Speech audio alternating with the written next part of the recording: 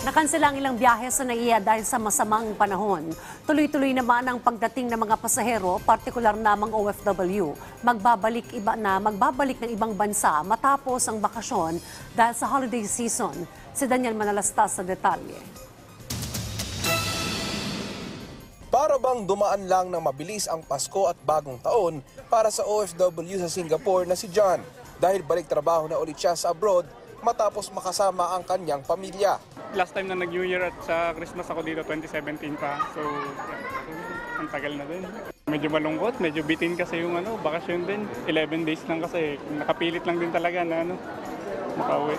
Nasanay naman na si Richard na 19 na taon ng OFW sa Dubai sa mga ganitong klaseng eksena. Bagamat mahirap, pero kaya, basta para sa pamilya. Pabalik ako ng Dubai. Masaya. Iba ang Pilipinas pa rin sa ibang bansa.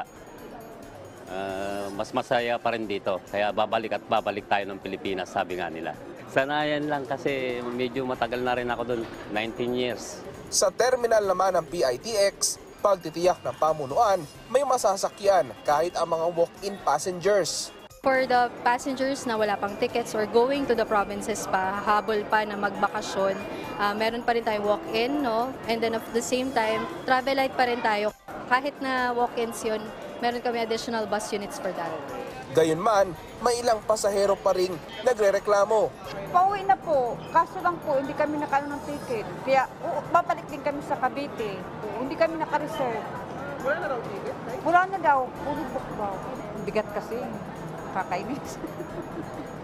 Kala ko makakasakay kami. Sa kabila nito, ayon sa pamunuan ng PITX, wala namang naging untoward incidents at naging mapayapa ang mga naging kaganapan ngayong holiday season. Daniel Manalastas para sa Morning Show ng Bayan, Rise and Shine Pilipinas.